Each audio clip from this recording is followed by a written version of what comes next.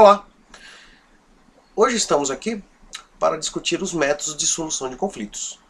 Meu nome é Douglas Prado e eu faço parte do site mediadoreseconciliadores.com. Antes de iniciarmos, propriamente falarmos de negociação, de mediação, de conciliação e de arbitragem, nós vamos estabelecer alguns critérios semânticos, ou seja, vamos algumas das nomenclaturas que vêm sendo utilizadas. Eu particularmente gosto de utilizar métodos de solução de conflitos, porque é muito mais abrangente. E todos são métodos de solução de conflitos. Tanto a negociação, como a mediação, como a conciliação, como a arbitragem, o judiciário, coaching, PNL, dispute boards, enfim, inúmeros métodos de solução de conflitos. Hoje nós iremos falar de 4. Quais são? A negociação, a mediação, a conciliação e a arbitragem. Para estabelecer, vocês poderão ver por aí pessoas falando em MESCs ou métodos extrajudiciais ou meios extrajudiciais de solução de conflitos, quando excluem o judiciário, métodos alternativos apropriados ou adequados de solução de conflitos, ADRs ou RADs, que significam sistemas de solução alternativa de conflitos, em inglês ADRs, enfim, tudo significa a mesma coisa. Todos vão acabar abrangendo os métodos de solução de conflitos. Vamos começar a falar da negociação. A negociação é um método de solução de conflito direto. Por que direto? Porque as duas, ou as partes, ou as pessoas envolvidas naquela disputa, naquele conflito, diretamente vão conversar, dialogar ou tentar chegar a uma composição ou melhorar aquela comunicação que estão ali. Não existe a figura do terceiro ali para facilitar, intervir ou auxiliar as partes. A negociação ocorre diretamente entre as partes. A negociação é muito utilizada no meio corporativo, no meio empresarial. Agora, enganam-se quando as pessoas falam só ocorre negociação de contratos, enfim. Nós negociamos diariamente, sempre, todo minuto, todo segundo. Nós estamos negociando com nossos pais, com nossos patrões, com o ônibus, quando você quer entrar e tem mais gente do que permite, com o metrô, o bebezinho quando quer sair antes das 40 semanas e a mãe fala, transmite aquela mensagem, não estou pronta ainda, e o bebezinho quer sair, isso é uma negociação. Enfim, a negociação ocorre no nosso dia a dia sempre. Falado isso, vamos passar para a mediação. A mediação é um método de solução de conflitos, é uma espécie do gênero método de solução de conflitos, em que existe a figura do mediador. É o terceiro facilitador, é o terceiro que auxilia as partes, é o terceiro que facilita o diálogo, é o terceiro que está ali na presença das pessoas para, através de inúmeras técnicas que o mediador deve ter na sua caixa de ferramentas, me permitam dizer caixa de ferramentas, porque literalmente é isso mesmo. O mediador, através de capacitação, de aprendizado, de prática, acaba adquirindo inúmeras ferramentas que ele acaba guardando para utilizá-las no momento certo, com as partes. Todavia, a figura do mediador não intervém diretamente na negociação entre as pessoas. Ele não opina, ele não dá sugestões, ele apenas tenta facilitar e transmitir desde o ambiente, desde a característica ambiental, do ambiente adequado, até as situações favoráveis a que as pessoas possam dialogar. Fornece meios, muitas vezes, que as pessoas não consigam vislumbrar, por exemplo, um pedaço de papel para as pessoas poderem escrever as suas dúvidas, ou seja, o mediador tem inúmeras ferramentas e ele tem o papel fundamental de facilitar o diálogo, que muitas vezes está ali interrompido entre aquelas pessoas. Ele facilita a comunicação, que muitas vezes não é positiva, por isso que chegaram a um conflito. Ou seja, sucintamente a mediação é isso, é um sistema onde existe um terceiro, a presença de um terceiro que globalmente está ali, né, para a gente globalizar esse termo, a gente está ali para facilitar a resolução ou a melhora daquela comunicação. Um detalhe muito importante, que muitas pessoas às vezes têm dúvida, e muitos doutrinadores, muitas pessoas da área, dizem que o objetivo principal da mediação é o acordo. Eu discordo um pouco, eu acho que um dos objetivos, talvez um dos principais, seja o acordo, mas não necessariamente é o único. Às vezes facilitar aquela comunicação que não inexiste naquele momento é um objetivo. E às vezes parcialmente você dilacerar, ou seja, seccionar o conflito em diversas partes, você possa resolver algumas e deixar outras que não estão maduras para aquele momento serem resolvidas. Tudo isso é possível na mediação, desde que a vontade das partes sempre prevaleça. Tudo que acontece dentro da mediação, tudo que é conseguido na mediação é através das partes. O mediador não oferece, não dá opinião e não oferece nenhum tipo de proposta ou algum tipo de resolução que as pessoas não estejam visualizando. Ele, através daquela caixinha de ferramentas que eu disse a vocês, ele oferece perspectivas para que as pessoas encontrem um caminho mais facilitado para encontrar as suas próprias soluções.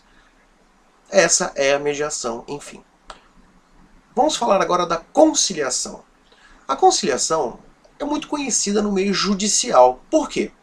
Porque a conciliação, através dos juizados especiais cíveis, e mesmo nas justiças comuns, federal e estadual, ela, vez por outra, é obrigatória. Por exemplo, nos juizados especiais cíveis, a audiência de conciliação é obrigatória. Então você tem que passar pelo procedimento de conciliação. Eu discordo um pouco de alguns colegas quando dizem que a mediação não é possível no âmbito privado. É muito possível no âmbito privado. Muitas vezes, as pessoas ali, através de um advogado em comum ou de uma pessoa, de um conselheiro em comum, conseguem compor através desse terceiro que pode oferecer algum tipo de opinião, oferecer algum esclarecimento, oferecer alguma proposta.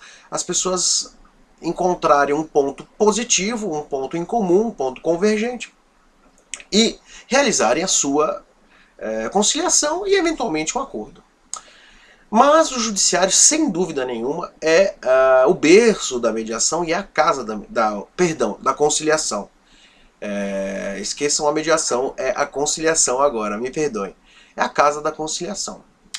O conciliador, a figura do conciliador, ela é de facilitar também o diálogo, de melhorar a comunicação, que vez por outra não se tem como uma forma positiva, porque senão as pessoas não estariam envolvidas no conflito, ou já numa ação judicial, ou num setor pré-processual, que existe já na justiça através da resolução 125, foram criados inúmeros setores pré-processuais, né, dos centros judiciários de solução de conflito e cidadania, são setores pré-processuais, não existe processo ainda, mas é dentro do poder judiciário que se faz aquela conciliação e também a mediação é feita nesses centros. Voltando à temática, o conciliador pode, vez por outra, ou quase sempre como é feito, oferecer opiniões e talvez esclarecimentos para tirar muitas vezes uma vírgula que ficou naquele acordo. Muitas vezes as pessoas estão próximas e o conciliador, através de técnicas, já vislumbra que aquela possibilidade abarca os interesses e talvez as posições ali daquelas pessoas, abarque aqueles interesses que estão por trás das posições, e o conciliador fala, olha, por que vocês não tentam essa possibilidade? E as pessoas gostam daquela possibilidade, acham aquela possibilidade crível e acabam fechando um acordo. Ou seja, a grande diferença entre a mediação e a conciliação, e aqui vale essa diferença, o mediador é uma figura absolutamente imparcial, ele não pode ser, como deve ser o conciliador também. E o mediador ele não oferece nenhum tipo de proposta. O conciliador, ao contrário, ele pode sim oferecer propostas, ele pode sim participar do momento de geração de opções, em que as partes estão ali gerando algumas opções para elas, né, entenderem como críveis de ambas cumprirem. Feito e falado sobre a conciliação, vamos já terminando, já indo para o final, vamos falar da arbitragem. A arbitragem é um sistema de solução de conflitos em que existe a presença do árbitro. E a grande diferença aí, o árbitro decide, como no judiciário, o árbitro tem o poder da decisão. As pessoas escolhem o árbitro, as partes escolhem o árbitro. As partes podem escolher um ou mais árbitros para decidir os seus conflitos. Muitas vezes os árbitros, deveria ser assim, os árbitros são escolhidos pela expertise na matéria. Por exemplo, quando estamos falando de construção civil, por exemplo, o que me vem à cabeça agora, é crível que as pessoas, é muito bom que as pessoas escolham, por exemplo, um engenheiro civil para ser um árbitro, um advogado para ver as partes daquele contrato envolvido em construção civil, ou seja, mais de um árbitro com diversos campos de atuação e de expertise. Falado isso, eu já matei uma questão. O árbitro não precisa ser advogado. O árbitro é uma pessoa de confiança das partes. E a Lei 9.307, de 1996, deixa claro em seu artigo 13 que o árbitro é qualquer pessoa capaz da confiança das partes. A grande diferença, de novo, eu retomo isso, é que na arbitragem você tem que dar uma sentença arbitral. Essa sentença é irrecorrível e a arbitragem ela afasta o poder judiciário, né? A arbitragem decidida, ela é decidida e o poder judiciário não vai poder se discutir de novo a mesma matéria, a mesma questão material no judiciário. Isso já é ratificado, isso já é claro, não existe essa possibilidade. A arbitragem ela tem vida própria, ela tem corpo próprio, ela é um procedimento próprio. E como eu disse mais uma vez falando, o árbitro vai decidir aquela questão. Vez por outra, a arbitragem, ou quase sempre, a arbitragem é muito mais rápida do que o poder judiciário. Infelizmente, o nosso judiciário, na atualidade, ainda é lento, ainda tem as suas dificuldades, e a arbitragem, além de ser um parecer técnico sobre a questão, porque você escolhe técnicos, né, ou deveria ser assim, o parecer ele costuma ser, né, a sentença arbitral costuma ser muito mais rápida. A arbitragem, como eu disse, é regida por uma lei. Nós estamos no momento de pequenas modificações na lei de arbitragem. Substancialmente ela não vai ser alterada no seu âmago, mas a arbitragem é um procedimento extremamente técnico e muito importante, principalmente quando envolve contratos. Por quê? Para a arbitragem existir, ela precisa existir dentro, por exemplo, de um contrato que preveja que qualquer conflito oriundo daquele contrato, enfim, daquela relação, será decidido por arbitragem. Isso chama-se cláusula arbitral. A arbitragem não existe sem a cláusula arbitral e depois da cláusula arbitral se faz entre os envolvidos o compromisso arbitral. Quando não há cláusula arbitral, existe a possibilidade sim de, em conjunto, as pessoas decidirem ir para a arbitragem. Todavia, quando não existe a cláusula arbitral, pode-se vir a discutir que diretamente se irá para o judiciário.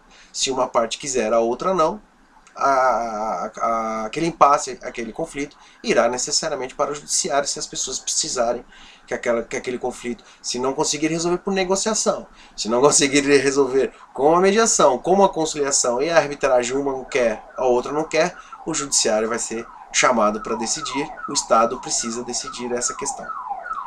Falado isso, eu acabo terminando por aqui, desejando a todos que tenham gostado dessa pequena explanação e vejam os próximos vídeos sobre a temática pontual. Eu vou falar da negociação, da mediação, da conciliação, da arbitragem mais a fundo.